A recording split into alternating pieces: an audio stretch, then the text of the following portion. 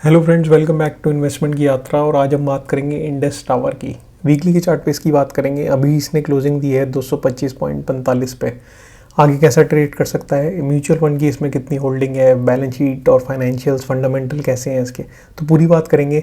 Trend कैसा है, stop loss का होना चाहिए, रेसिस्टेंस कहाँ पे है, टारगेट क्या बनता है, तो पूरी बात करेंगे। वीडियो में एंड तक जुड़े रहें। बट अगर आप चैनल पे नए हैं तो चैनल को सब्सक्राइब ज़रूर कर लें, क्योंकि इस चैनल पे मैं स्विंग ट्रेड्स डालता हूँ और आपको एनालिसिस करके दिखाता हूँ, ताकि अगर आप होल्ड कर रहे हैं तो आपको एग्जिट करना चाहिए, होल्ड करना चाहिए, नई पोजीशन और ऐड करनी चाहिए। अगर नया ट्रेड बनाना चाहते हैं स्विंग में तो बनाना चाहिए कि नहीं बनाना चाहिए, पूरा डिसीजन आपको इस वीडियो में मिल जाएगा। तो चलिए फिर शुरू करते हैं इसका एनालिसिस। और वीकली के चार्ट पे 225 पे इसने दी है क्लोजिंग। तो सबसे पहले मैं क्या करूँगा, इसका सपोर्ट मार्क करूँगा। सपोर्ट मार्क करने के लिए हम लगाएंगे एक हॉरिजॉन्टल लाइन। तो यहाँ पे अगर आप देखेंगे तो इसका जो मेजर सपोर्ट था वो ये था, ठीक है।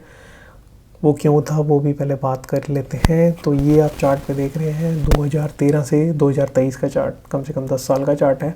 यहाँ पे ये सपोर्ट लिया इसने दो बार, 2020 में फिर सपोर्ट लिया, 2023 में भी 2 बार सपोर्ट लेके ये, तो ये इसका एक स्ट्रॉन्ग सपोर्ट एरिया बन जाता है ये वाला एरिया, ठीक है। यहाँ से इसने सपोर्ट लिया है। दूसरी बात मैं अगर इसकी करूँ रेसिस्टेंस की, तो रेसिस्टेंस पहले मार्क करेंगे हम हॉरिजॉन्टल लाइन से। तो ये जो इसका एक मेजर रेसिस्टेंस जोन था ये वाला एरिया, ठीक है। ये मैं क्यों कह रहा हूँ रेसिस्टेंस जोन, क्योंकि अगर आप 2013 में देखेंगे तो यहाँ रेसिस्टेंस फेस करी थी।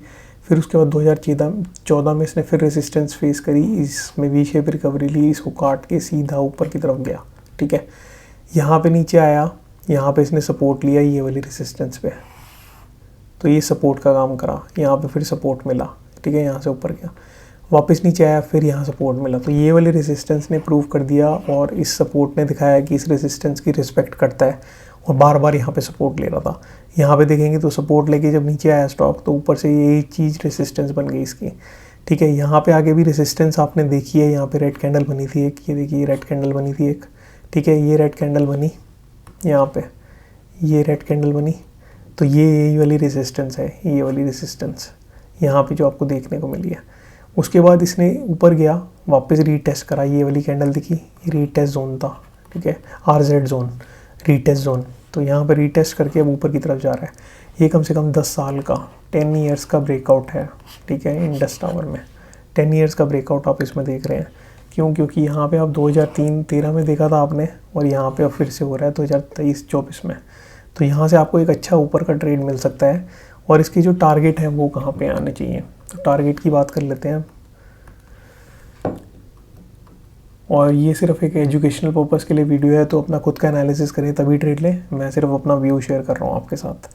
अगर आपको अच्छा लगे तो आप ट्रेड ले सकते हैं, बट अब आपका खुद का व्यू होगा, वो मेरा सिर्फ एक व्यू है, अपना एनालिसिस करके ही ट्रेड लें, ठीक है। तो ये जो इसका एक जोन मैंने मार्क कराया, अब यहाँ पे आप देखेंगे तो ये सपोर्ट लिया, यहाँ रेजिस्टेंस मिली, यहाँ सपोर्ट लिया, यहाँ रेजिस्टेंस मिली, यहाँ फिर रेजिस्टेंस, यहाँ फिर रेजिस्टेंस, अब यहाँ पे इसने सपोर्ट लिया, ठीक है।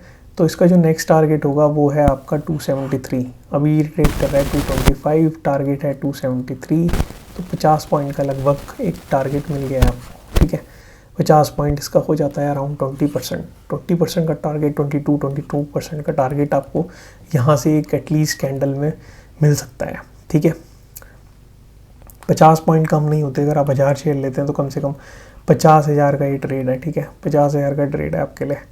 तो उसके बाद अगर इस लेवल को भी ब्रेक करेगा ये, तो इसका जो नेक्स्ट लेवल आएंगे वो भी मार्क करके दिखा देता हूँ आपको। T2 कहाँ पे जा सकता है। और जब इस पैटर्न से स्टॉक्स निकल रहे होते हैं 10 साल के ब्रेकआउट से, तो उसमें T2 T3 सब अचीव हो जाते हैं। तो यहाँ पे इसका जो है एक सेकेंड एरिया आ रहा है, ये आपको बताया था मैंने, ये 50 पॉइंट का टारगेट है, ठीक है। उसके बाद ये जो एरिया है यहाँ पे आप देखेंगे तो 125 पॉइंट आपको इजीली मिल रहे हैं। तब ये होगा T2 395, T2 ये आपका T1। SL का होना चाहिए आपका, SL आप यहाँ लगा सकते हैं नीचे की तरफ, ठीक है, अराउंड 175 के अराउंड SL लगा के आप इसमें ट्रेड बना सकते हैं। और अभी बनाने में कोई दिक्कत नहीं है, क्योंकि ऊपर की तरफ एक तरह से ब्रेकआउट दे गया है। और आप देखेंगे तो 4 हफ्ते से ऊपर ही ट्रेड कर रहा है, राइट, यहाँ पे 4 हफ्ते से ऊपर ही ट्रेड कर रहा है इस कैंडल के। तो यहाँ से एक रीटेस्ट करके ऊपर की तरफ वापस आपको ब्रेकआउट देता हुआ दिख सकता है 273 पे। नीचे का अपना ऐसा लगा के रखें, अगर लॉन्ग स्विंग में ऑलरेडी बैठे हुए हैं आप, तो 175 का अगर आप शॉर्ट टर्म स्विंग बनाना चाहते हैं तो आप 200 के आसपास का एक एसएल लगा सकते हैं, क्योंकि 206 पे आप देखेंगे तो यहाँ सपोर्ट लिया था इसने, अब 225 पे ट्रेड कर रहा है तो 25 पॉइंट का एसएल हो गया। अगर लॉन्ग स्विंग में है तो 50 पॉइंट का एसएल 175 के नीचे, ठीक है।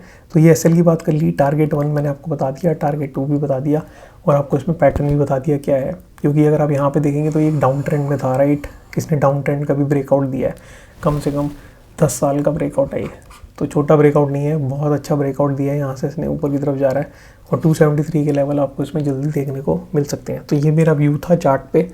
और साथ में इसमें वॉल्यूम देखेंगे, वॉल्यूम इसमें 2013 से एक लो वॉल्यूम था, ठीक है।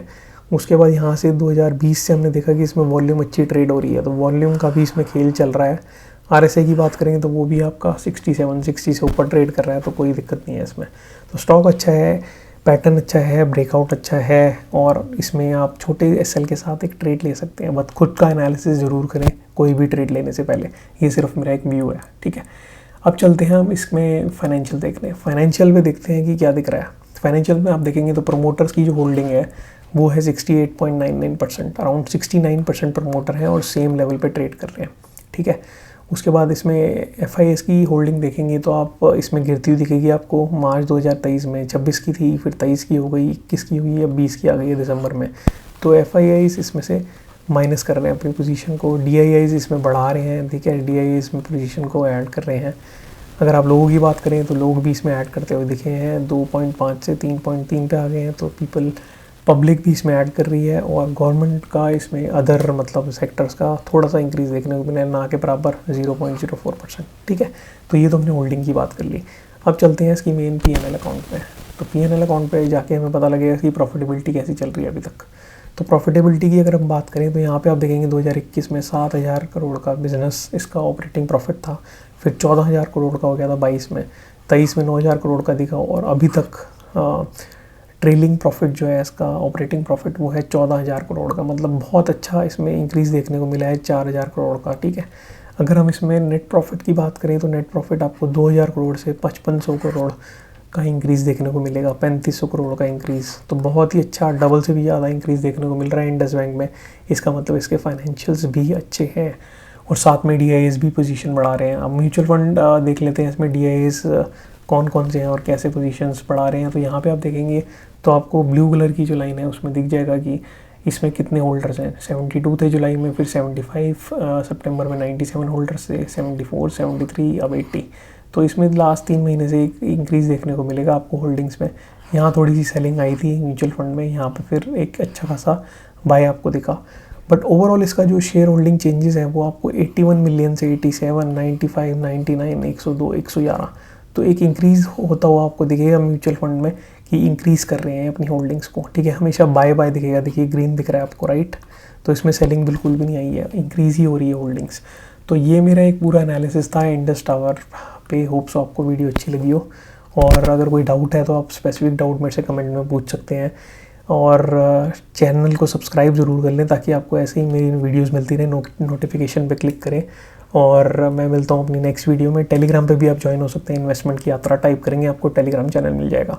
होप सो आप इस वीडियो में आपके बहुत सारे डाउट्स क्लियर हों, म्यूचुअल फंड से रिलेटेड, बैलेंस शीट से रिलेटेड, चार्ट से रिलेटेड, और ऐसे ही मैं स्विंग वीडियोस लाता रहता हूँ, तो आपको बहुत ज़्यादा फायदा होगा अगर आप चैनल को सब्सक्राइब करेंगे। मैं मिलता हूँ फिर किसी वीडियो में, तब तक के लिए सेफली ट्रेड करें। Thank you for watching this video friends, take care, bye.